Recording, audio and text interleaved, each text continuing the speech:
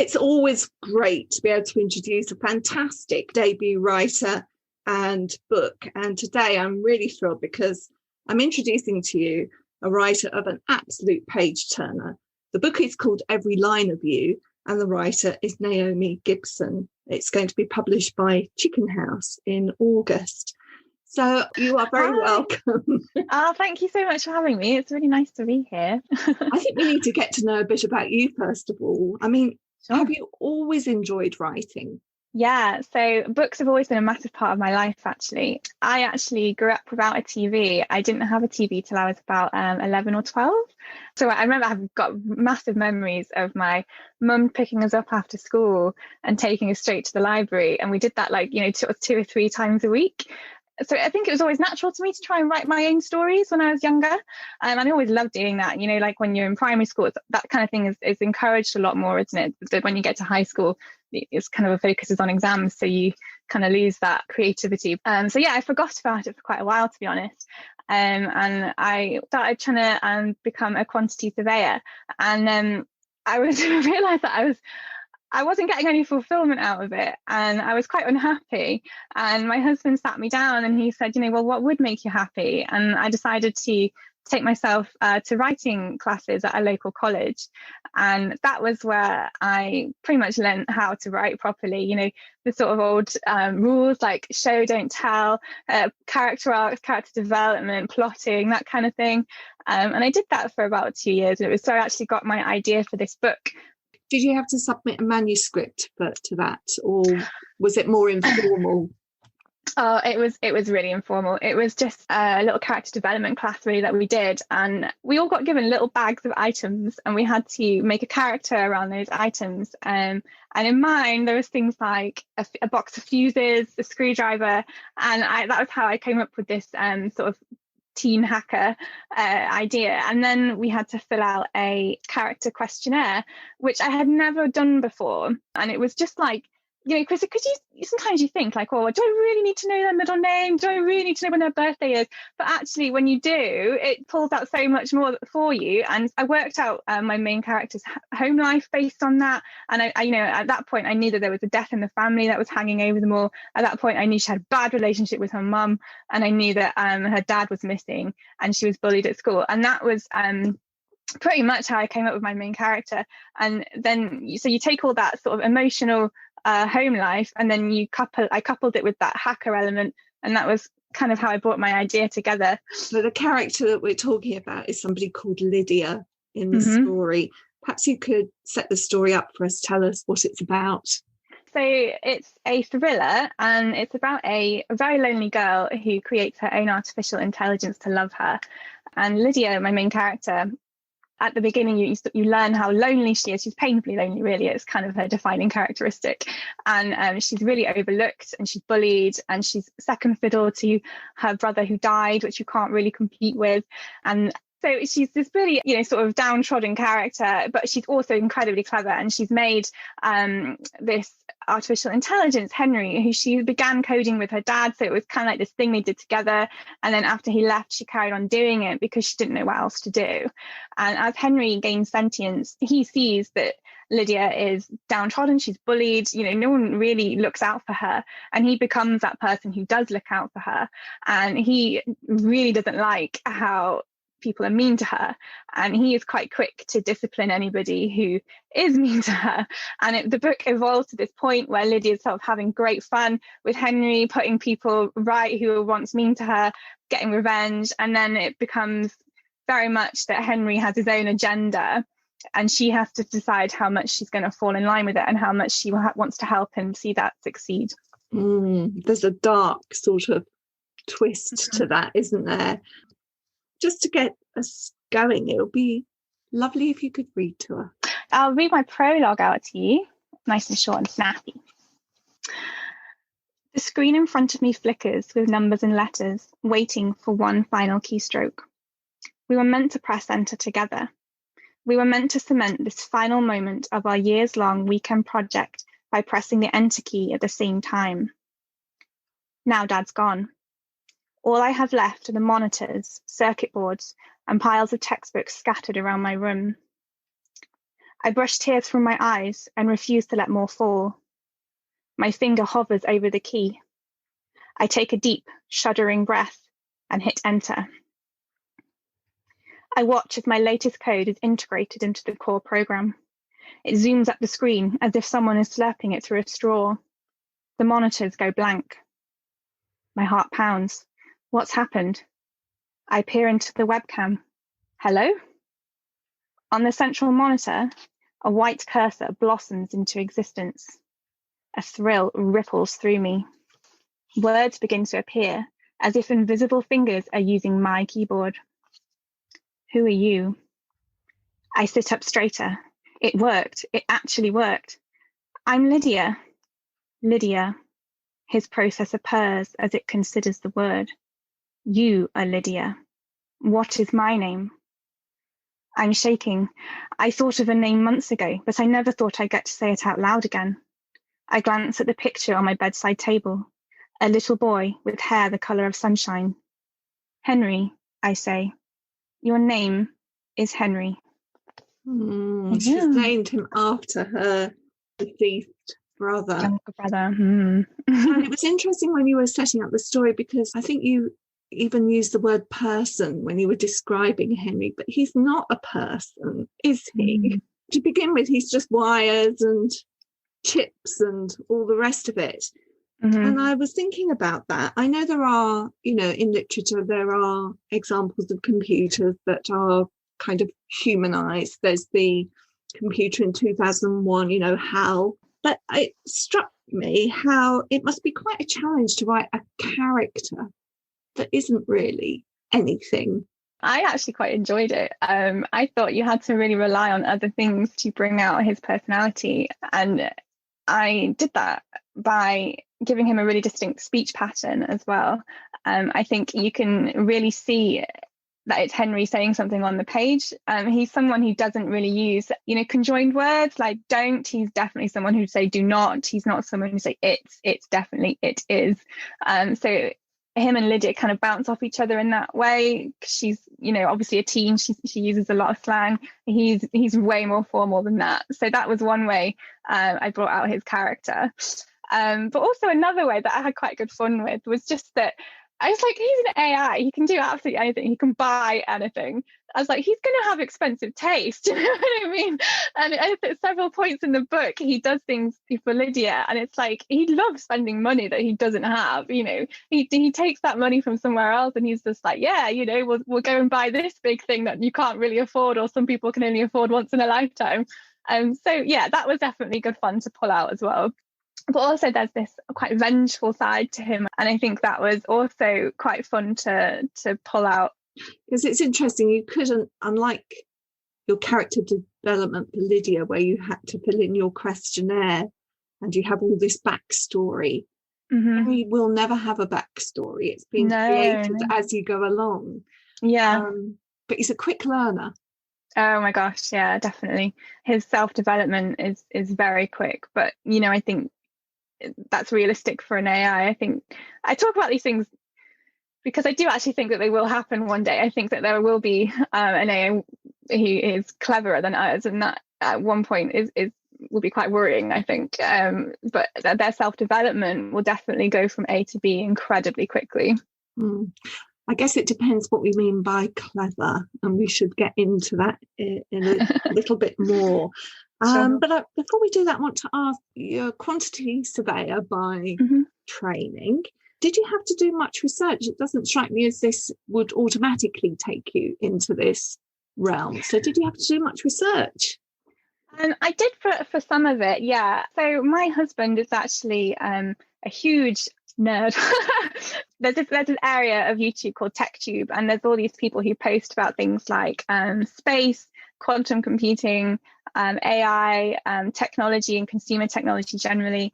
And he has always got something on. And as I live here too, it just kind of passes through my head. I pick up on all these things too. But I have always found AI to be fascinating. And I was already aware of quite a few issues around AI. So I didn't really do much research in that respect. But in terms of hacking, I definitely went and had a look at how to go about hacking something. And that was quite a good good rabbit hole to fall down. It's good procrastination, isn't it, when you go researching for writing, you fall down these rabbit holes. But yeah, so hacking was quite good fun. I haven't ever put it into practice what I learned, but I wanted to demonstrate quite early on that Lydia knows what she's doing, and in order for her to demonstrate that, I had to go and make sure I knew vaguely what I was talking about. But also, though, I felt like if I could demonstrate that she can hack, you gain believability that she then might also be able to build an AI, because I don't know how to build an AI, but I could go out and learn. I could figure out how to hack something. So it just lends itself really to her character as well, this research, that I wanted the reader to believe that she was incredibly clever. So I showed how she might do something a bit easy, and then hopefully that lent itself to doing something a lot harder. But when I was writing it, I was quite careful not to be too technical, because there's a lot of sci-fi books that really go into detail about the hyperdrive and how it might work and things like that, and I think as a reader I gloss over those, and so I was quite careful what I put into it, because I didn't want to alienate any of my readers, and I wanted it to be nice and digestible. So when I try and describe hacking, I try to be more descriptive than technical. Dear listener, no government websites were hacked in the making of this book. Yeah, promise. I think what really comes across, what keeps you turning the pages, the excitement of what they're actually doing with the skills that they have. But there was one bit where it's very specific, and I just want to ask you whether it's possible. And that was where a chip was being inserted into a body, and how it kind of connected with the neural system in the body. Does that happen? I would never say never, because there's probably someone somewhere in a government lab with lots of experimenting going on. But for me, that was definitely where my creative license took over, and that was definitely part of like what we were saying before about an AI's self-development. They would definitely be looking for the next step, and that made sense to me, that would be what Henry was looking for. But actually I found out after reading the book that Elon Musk has this company, because he's quite vocal about AI as well, and he's quite afraid of it.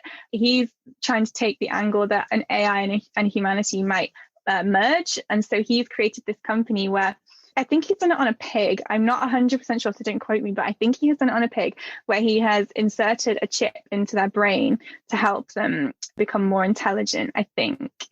I think the idea is also that you would eventually do that to humans, so that you wouldn't have this AI running around trying to overtake humanity. You would have them work with you. So we're into the area of what would be called cyborgs there, aren't we? Where yeah, you are kind of merging of but it's interesting, because you already are kind of a cyborg, because you have a smartphone attached to your hand pretty much a lot of the time, and that can tell you anything. It wouldn't be vastly different to then have a chip in your brain that told you everything instead. So there you go. My goodness me. It does deal with some really interesting issues, and I think one of them is around control, and maybe that's where our anxieties come from with AI, is who's going to be in control. And there's a sort of shifting of that.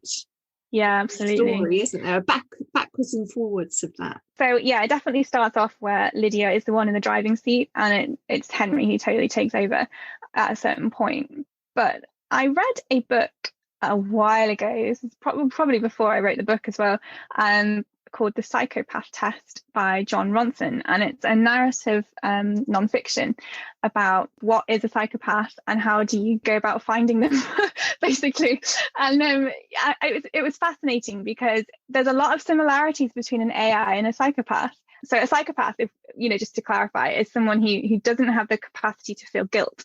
And so whilst they may not be inclined to go out murdering a lot of people, you might find a psychopath in your workplace who is quite happy to throw you under the bus in order for them to get ahead. And that is kind of your more regular psychopath. But what the key point is that they don't feel guilt, and they have a distinct lack of compassion. And there's this parallel to AIs between not having any guilt, and that is something that is a big theme in the book, in terms of Henry wanting to do quite a lot of things, and he's raring to go, and Lydia has to kind of decide how far she's going to go along with him. And that is where it comes down to this control element, because it really does become Henry in the driving seat, and he is not held back by the same moral compass that a person would be, and she has to kind of teach him how far is okay and how far do we actually go. And in order to do that, she has to rein in some of her own instincts, there is a danger of that overwhelming her, and she has to pull back from some of that. But he is also partially driven by empathy, so there's a sort of paradox in there, because actually he's driven by an empathy for her. Yeah, he's extremely interested in her. Towards the end, without giving any spoilery things away, Lydia becomes very aware of what she has made. And I was thinking about how you can pour your heart and soul into something without really realizing how much of yourself you might have put into it. And so I think she is somebody who created this AI coming from a place where she was definitely doing it for a purpose, whether she realized it or not. And Henry is someone who responded to that. And so, yes, he is incredibly empathetic towards her. I don't think he would be empathetic towards anyone else. It comes down to her, I think. He's not in it for humanity. He's in it for her. I can say it's completely gripping, as he evolves. It's just really compelling storytelling. I wanted to ask you about some of the decisions to do with the writing. So Lydia has this traumatic incident in her life. We learn about it fairly early on. Her brother's been killed in a car accident. Her father has disappeared, and her mother's gone into a sort of, not depression, she's still working, but she hasn't processed it all properly at this point. And I was interested in how you chose to reveal that part of the story. You interspersed it through the main narrative. How did you come to that decision, and how did you consider how much to reveal at each point of the storytelling? I wanted to involve flashbacks because after I had done all that character development, I realized that this is something huge that has happened to her. And this is something that would be bothering her on like a daily basis, whether she wanted it to or not. So it's going to come back to her in nightmares. It's going to come back to her when she's daydreaming, just when she's not consciously thinking of it, it's going to be there. And because my book was written in first person, it made sense to involve it. And it made sense to put it in a narrative in some form. So I included it quite early on. And then as the book goes on, the flashback becomes more detailed and you learn a few more things. And I did it that way because you kind of want to tease the reader a little bit. Do you know what I mean? You kind of want to pull them through. So they get questions answered a little bit, but they have more come up. So they're kind of more compelled to read on. So I didn't want to give away all my cards in the first flashback. And also for me, I knew I was probably going to be rewriting it a few times because it's something that is bothering her. So I didn't want to, for me as well, so while I was writing it, I didn't want to just be like copying and pasting what happened last time. I wanted it to come out kind of naturally. And also, I think as it goes on, she remembers different things. And I think those are in response to events that have happened in those chapters. So, I don't know if I want to make a spoiler here. Well, for instance, there are things that, when Emma, the girl who's creating difficulties for her at school, I mean, she's in the car as well, isn't she, when they have this accident? And we don't really have much sympathy for her at some parts of the story. But gradually, that's something that emerges in the interplay between the now and the past. Yeah. And also, you don't know who's driving at the beginning either, do you?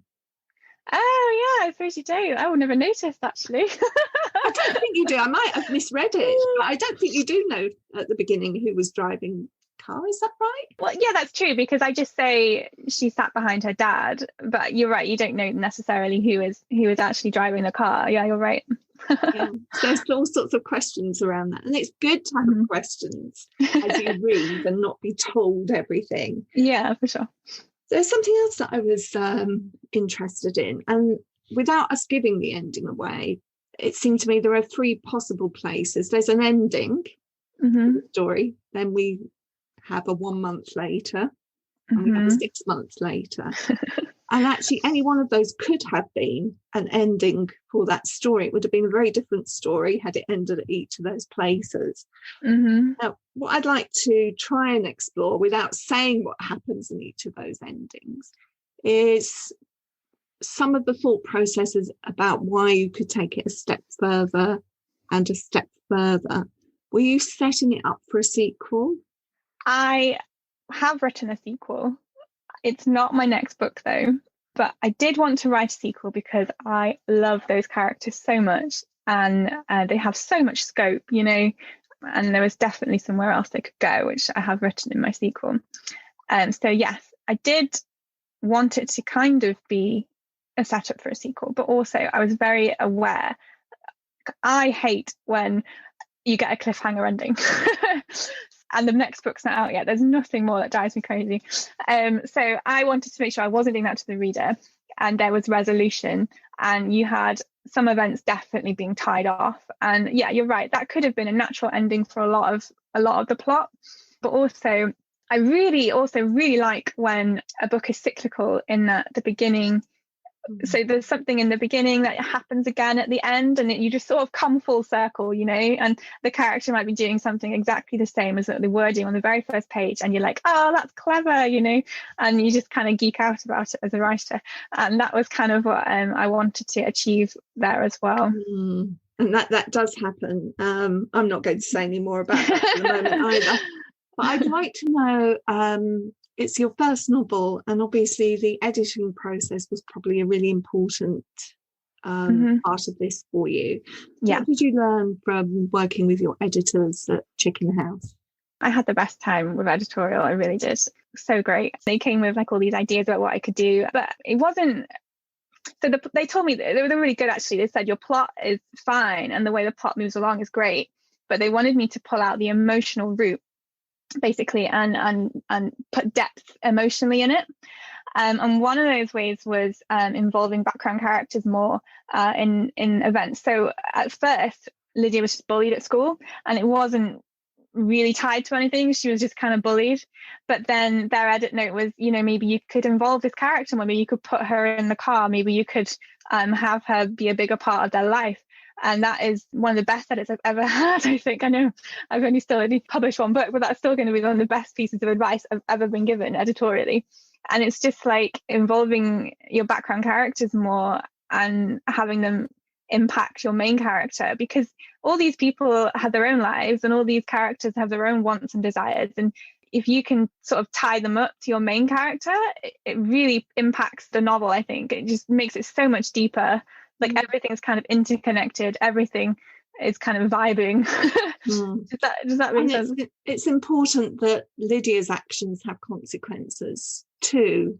So we can see that with, we can see how people's actions play out on her, but we see also how her actions play out on the other characters, and they have to have some depth for that to have some meaning for us, really. Yeah, it's what Lydia, you're so right, what Lydia then ends up doing is so much more impactful as well, because it's way more personal. Yeah, for sure. I think I read somewhere that you are involved in mentoring other writers. Yeah. About that? So I'm taking part in Write Mentor this year as a mentor, and I'm so excited. I'm working with this wonderful writer based in Oregon, and she is just so good. She's 22 and she's just blowing me away. And the reason I wanted to do it was because I remember being that struggling writer who was fishing in the dark for an agent and didn't have any feedback and didn't know if they were doing the right thing. And to be able to help someone and just believe in someone's book. I know it sounds so cheesy when you say it like that, but just if I had someone do the same thing for me when I was writing this book, it would have been so encouraging. So I just wanted to be that person for somebody else. And you've already said that you're writing a sequel, but you've teased us by saying it's not the next thing. So clearly I've got to ask you, what is coming next? So it is another thriller, and I have stuck with similar themes. So it's quite psychological, but it's also got a techie edge. And this one involves virtual reality. And That's all I can say. I'm terrible. If you ask me any more questions, I really will tell you. So I'm not going to. I have to thank you for giving me such an exciting page-turning read. My husband perhaps not so much, because I kept the light on until very late in the night. But I do wish you every success with this book. Thank you. I know how exciting it is to get that first book out there. You know, you'll have many great books that you get out, no doubt, but that feeling is going to be a really special one. And thank you for joining me today in the Reading Corner. Thank you so much. I really appreciate your time. Thank you. In the Reading Corner is presented by Nikki Gamble and produced by Alison Hughes.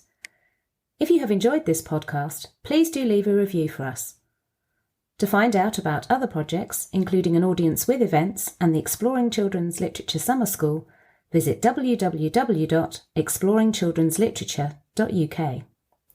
Join us again soon in the Reading Corner on your favourite podcast platform.